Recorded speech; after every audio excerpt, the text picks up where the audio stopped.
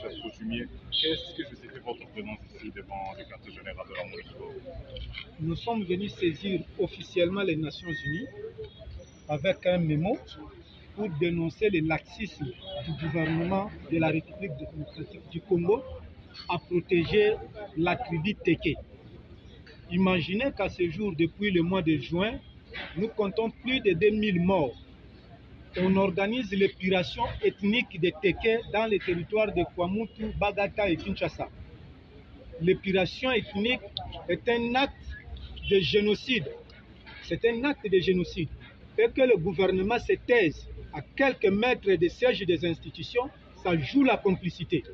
C'est pourquoi, ayant constaté que toutes les commissions que le gouvernement a mises en place n'aboutissent à rien, et que dans l'entretemps, le gouvernement reçoit publiquement ceux qu'on accuse comme commanditaires de ces atrocités, mais jamais, le gouvernement n'a jamais reçu les victimes. Ça nous prouve tout clairement que nous avons affaire aux sangliers et les juges cochons. Raison pour laquelle nous avons saisi les Nations Unies pour demander l'application du chapitre 7 de la Charte des Nations Unies sur la rupture de la paix. Que les Nations Unies viennent imposer la paix parce que le gouvernement en est incapable. Aussi, on doit instituer un tribunal spécial pour juger les assaillants. Parce que quand on les attrape, le gouvernement les enrôle dans l'armée. Nous avons vu à la télévision que les assaillants sont recrutés dans l'armée nationale. Au fait, on va leur faire porter l'uniforme pour qu'ils viennent terminer leur mission d'épuration ethnique. Outre cela, on doit chasser par force, les Nations Unies doivent sortir par force ces assaillants pour permettre à tous ces déplacés, non pris en charge qui sont partout à travers la République, de pouvoir rentrer chez eux. On n'est nulle part mieux que chez soi. Tout le monde le sait. Même dans votre propre villa, lorsque vous voyez un serpent entrer et vous ne le voyez pas sortir, personne ne pourra entrer dans cette villa pour aller dormir. Et dès lors que ces gens sont encore dans des forêts de Batéké, ces gens-là sont encore dans leur village, le gouvernement ne peut pas demander aux gens de rentrer.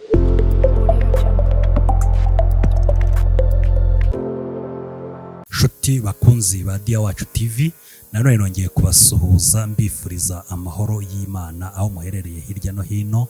Mwebwe mukomeje gukurikirana Dia Wacu TV, ndabasuhuza mbifuriza kugira amahoro kandi ngira ngo umwami Yesu Kristo abarinde. Kano kanya nongeye kuza kubagezaho amakuru agezweho hirya no hino mu burasirazuba bwa Demokarasi ya Kongo, aho ubungubu ibintu byongeye gutangira kuba bibi nyuma y'uko umutwe wa M23 umajije kuva mu birindiro wari warafashe, maze ukasaba ko wajyana ibiganiro na Repubulika ya Demokarasi ya Kongo na leta iyobowe na Felix Antoine Tshisekedi. Ariko iyo leta yo ikaba itabikozwa, ahubwo ubu kano kanya ikaba ikomeje guhohotera abanyekongo bo mu bwoko bw'abatutsi, ari nabo umutwe wa M23 uvuga yuko wahagurukije intwaro uje guhangana na leta ya Kongo n'imitwe yitwaje intwaro ikomeje guhohotera abanyekongo bavuga ikinyarwanda, cyane cyane abo mu bwoko bw'abatutsi. Ubu rero ibintu byakomeje kuba agatereranzamba, aho umutwe wa M23 wamajije kongera kurya karungu ndetse ukiyemeza ko ugomba kongera guhaguruka ukabura intwaro nyuma y'agahenge kari kamaze iminsi, aho M23 yari yaravuye mu birindiro byayo ikabihereza ingabo za EAC nk'uko byemeranyijwe mu biganiro byabereye i Rwanda na Nairobi. Mu by'ukuri rero icyo ngusaba ni ukora subscribe niba utarakora subscribe, kugira ngo inkuru zacu zikomeze kugenda zikugeraho. Kano kanya M23 imaje gutanga ubutumwa bukomeye bureba abanyekongo bose. Umuvugizi w'umutwe wa M23 Lawrence Kayuka yavuze ko ibikorwa byo guhonyora uburenganzira bwa bamwe mu banyekongo bikomeje kubera muri Repubulika Iharanira Demokarasi ya Kongo, bigaragaza neza ko uyu mutwe ufite impamvu yumvikana utuma urwana, ugasaba abanyekongo bose kuwuyoboka. Umuvugizi wa M23 mu bya politike Lawrence Kayuka yabitangaje mu butumwa yanyujije kuri Twitter agendeye ku bundi butumwa bw'amashusho bwatanzwe n'umuryango urwanya akarengane gakomeje gukorerwa muri Kongo. Ni amashusho yagaragajwe n'umwe mu baharanira iyubahirizwa ry'uburenganzira bwa muntu muri Kongo, wavuze ko kuva muri Kamena umwaka ushize habarwa abaturage barenga 2,000 bamaze kwicwa. Uyu watangaga ubutumwa muri aya mashusho yavuze ko ikibabaje ari uko izo nzirakarengane zicwa kandi ubutegetsi bwa Kongo bugakomeza kurebera, ndetse bukaba bunahagarikiye ibyo bikorwa ry'ubugizi bwa nabi. Lawrence Kanyuka yasangije ubutumwa kuri Twitter. Ubu butumwa bw'amashusho yavuze ko abantu nibareba aya mashusho biza kubaha ishusho y'impamvu umutwe wa M23 urwana. Yagize ati, ndabasabye murebe aya mashusho, arabafasha gusobanukirwa ko intambara ya M23 ifite impamvu yumvikana.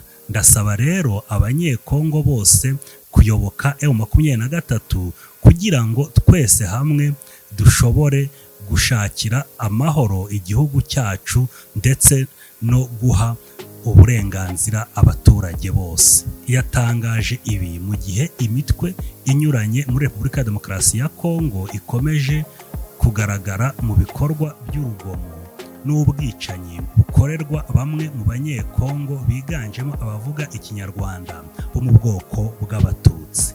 Lawrence Kanyuka yakomeje atangaza aya makuru mu gihe ubungubu ingabo za SADC zambariye urugamba zije guhangana n'umutwe wa M23, nk'uko itangazo ryavuye mu nama yahuje abakuru b'ibihugu bya SADC ryatangaje ko bagiye kongera gukora brigade idasanzwe yo kuza kurwanya umutwe wa M23, mu gihe Repubulika ya Demokarasi ya Kongo ishinja ingabo za Afurika y'Iburasirazuba kuba zaranze kurasa umutwe wa M23, akaba yifuza yuko ingabo za SADC zaza zikaba arizo ziharasa umutwe wa M23.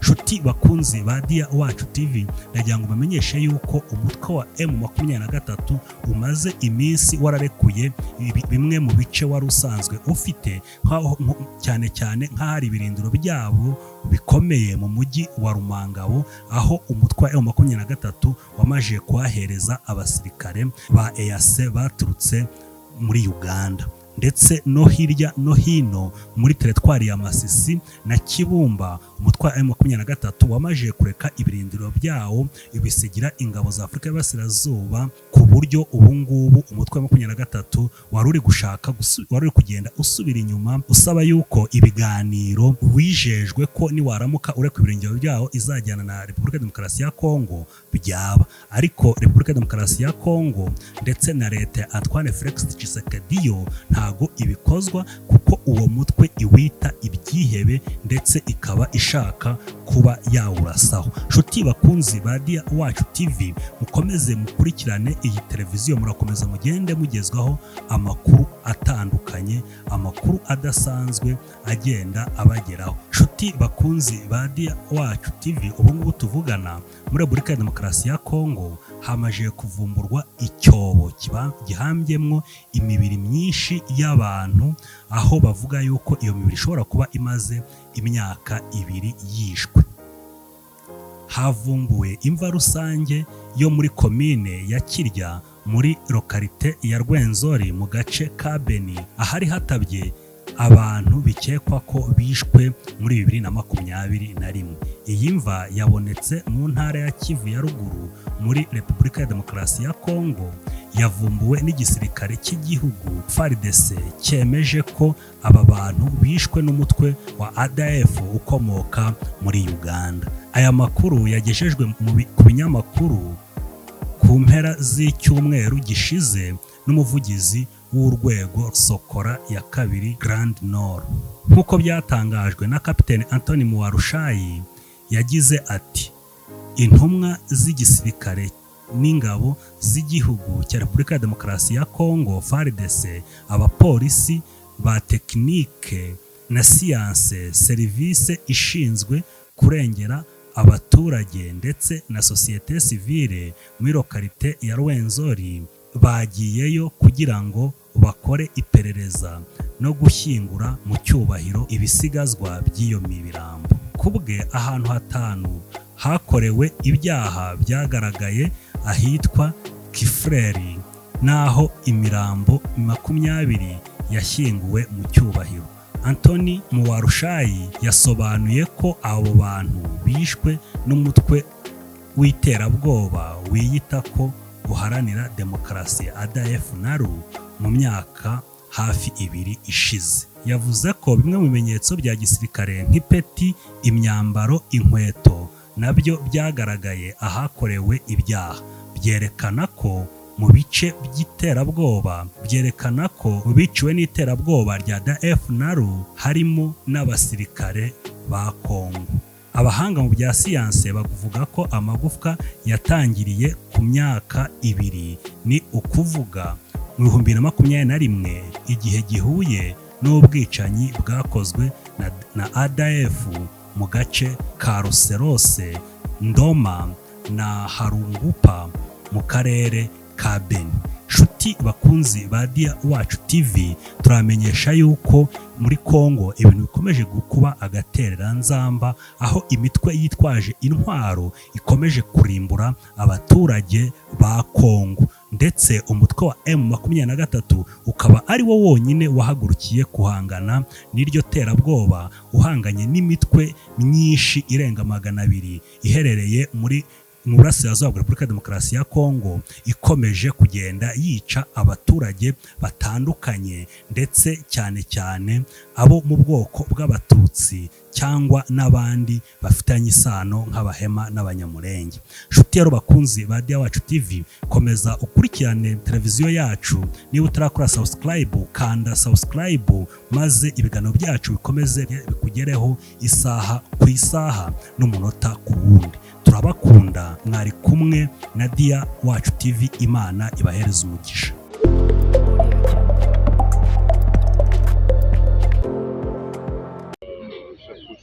Qu'est-ce que justifie votre présence ici devant le quartier général de la MONUSCO?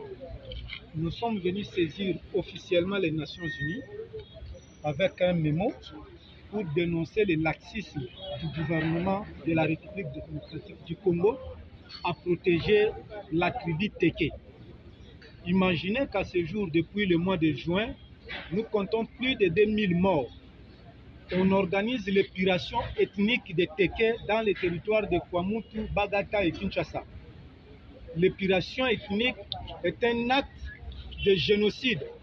C'est un acte de génocide. Et que le gouvernement se taise à quelques mètres des sièges des institutions, ça joue la complicité.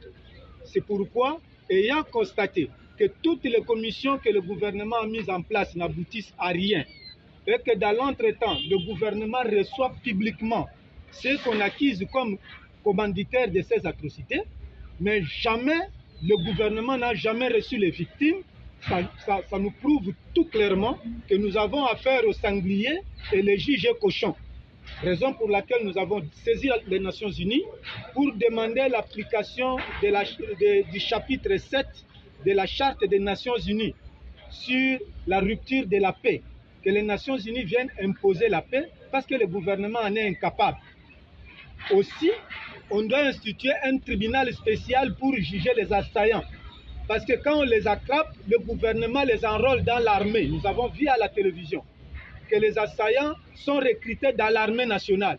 Au fait, on veut leur faire porter l'uniforme pour qu'ils viennent terminer leur mission d'épuration ethnique. Outre cela, on doit chasser par force, les Nations Unies doivent sortir par force ces assaillants pour permettre à tous se déplacer, non pris en charge qui sont partout à travers la République, de pouvoir rentrer chez eux. On n'est nulle part mieux que chez soi. Tout le monde le sait, même dans votre propre villa, lorsque vous voyez un serpent entrer et vous ne le voyez pas sortir, personne ne pourra entrer dans cette villa pour aller dormir. Et dès lors que ces gens sont encore dans des forêts de Batéké, ces gens-là sont encore dans leur village, le gouvernement ne peut pas demander aux gens de rentrer.